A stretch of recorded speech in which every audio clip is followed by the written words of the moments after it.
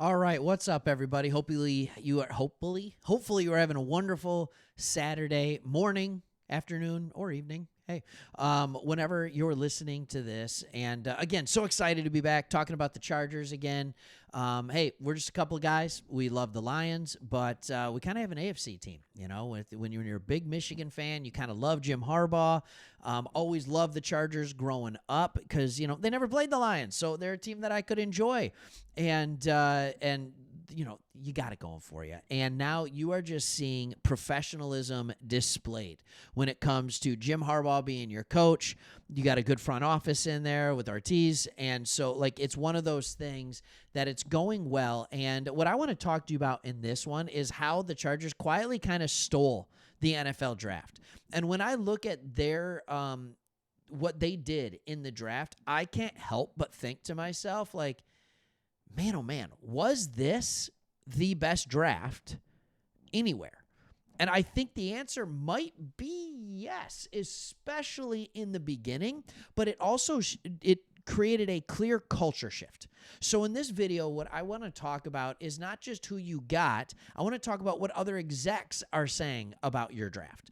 I want to talk about what other people, The Athletic comes out with a really cool article every year where they get opinions from other executives anonymously on what your draft looked like, so you can see if you have the respect of other people in the NFL.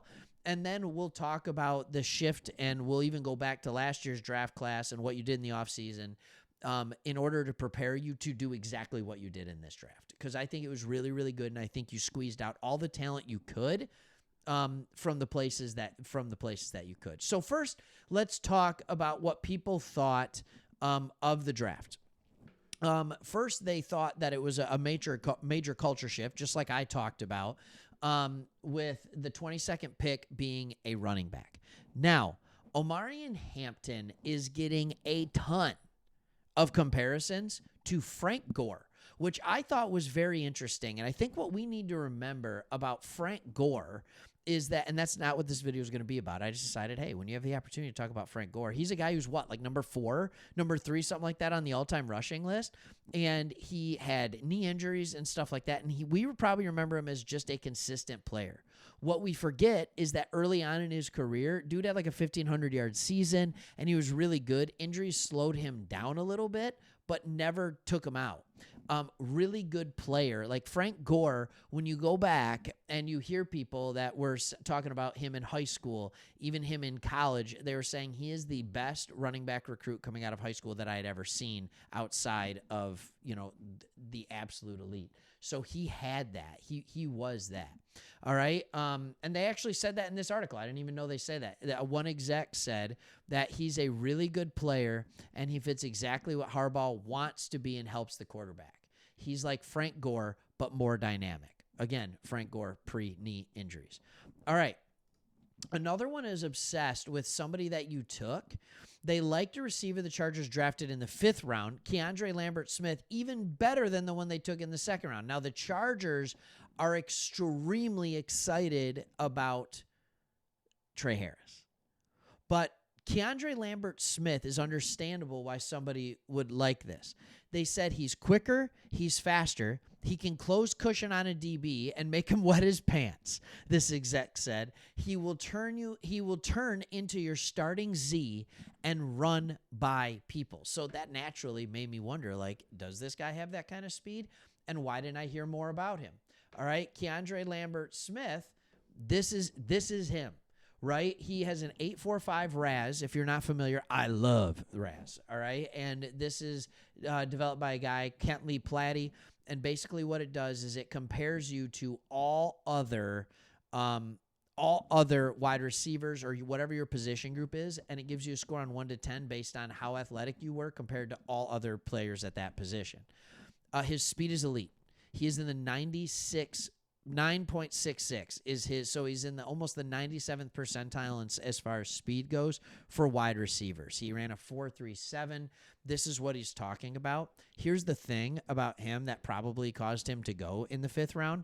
I'm sure if Keandre Lambert-Smith played at Ohio State or at LSU or something, wide receiver U, places like that, I'm sure he would have been a 2nd round pick, maybe even a 1st. the issue that he had going for him is that he played at Auburn. And he didn't play there when Bo Nix was there. And Auburn has not necessarily been very good at throwing the football. All right. With all that being said, the dude last year with only 79 targets. See, that's the difference. It's not 120 targets or anything like that. We can pick up Trey Harris and we can talk about how good he was, but 981 yards he turned that into for a 19.6 average yards per catch in the SEC. 8 touchdowns, extremely efficient with the opportunities that he did get.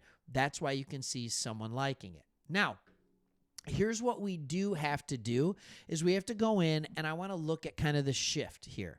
Last year, first round, tackle. This year, first round running back. Everybody's talking about how it's a shift in philosophy. I don't think it is. I think it's a shift. I think it's just moving more toward the goal of we want to run the football. And so last year they get Joe Alt, and then in the offseason they go out, they get Mekhi Becton to play guard. All right, so they shore up the interior of that offensive line a little bit. Mekhi Becton, if you don't know his story, he was a tackle that everybody said was just a complete bust for the Jets. Imagine that, the Jets drafting a bust. Who would have known, right? But they're saying he's a bust. The Eagles get him, move him to guard, and all of a sudden he's a top 5, top 10 guard in the NFL. Like a top 10, top 15 guard in the NFL. And now you got him at a 2-year, $20 million. I think it's a good. I think when he's playing at his best, he's worth $15 to $20 million, but you don't know if that was system, if that, like what that looked like. But I'm telling you, for guards, for tackles, no system is better than the one that is in than the one the Chargers have. But then they went wide receiver with Ladd McConkey, and then it was 2 semi-trenches. Junior Colson, can't wait to see him healthy this year, and Boygby. This year, it was a little bit different. Then in the 5th round, they ended up getting 2 corners that I was just so high on when I was recording for this channel last year, and I was just so high on them. And they ended up being great corners. And so, but then look, the wide receivers late. They understood they had a need for wide receiver, but 7th round wide receivers, it's like a 1.3% chance they work out. There was a bust chart that was there, and 7th round, you just don't get a lot of players that are really good. Well, this year they did it differently, right? This year they decided to go out and they decided to get Trey Harris in the 2nd round, and they are so excited about this guy. This is a guy that before he got hurt this year, he was on pace to possibly break. I think it was whoever had the receiving record. Like, just insanity what he was doing. He was playing really, really good football. It just wasn't noticed. And also, he's coming from a place in Ole Miss that has a very limited route tree.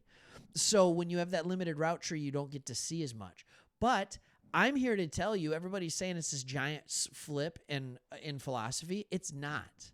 Your first pick, just like last year, is to improve the run game and improve being able to control the ball, limit turnovers, things like that. Omarion Hampton, downfield back, good running back. Last year, Joe Alt. Joe Alt was a little more multiple because run and pass. Then 2nd round, McConkey, Trey Harris. They go wide receiver. Like, not that big of a deal, right? 3rd round. Last year, it was linebacker. This year, defensive tackle. So they're shoring up the middle. Like, this isn't that big of a difference. 4th pick last year, defensive line. This year, wait for it. Let's just take a look. Defensive line.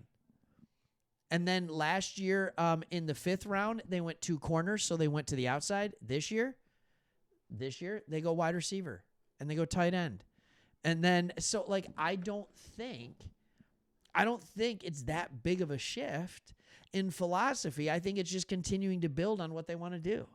And that's what Harbaugh wants to do. He wants to play good defense. He wants to stop the run. He wants to run. And now you have him out here saying, we want to get Justin Herbert into the Hall of Fame, right? Like, you forget, because this guy loves good defense. This guy loves running the football. You forget he was quarterback. So he wants to have and he just has a different belief of what quarterback friendly is. This is going to be a quarterback friendly system, not a quarterback has to do everything system. You guys remember it 2 years ago. Herbert had to have an amazing game for the Chargers to win. Now he doesn't have to, but if he does, they're definitely going to win. Big difference, just little things like that. All right, hey, thank you so much for watching. Appreciate it. And if you like the channel, like what we're doing, please hit that subscribe button. We'd love to have more people here. See you on the next one.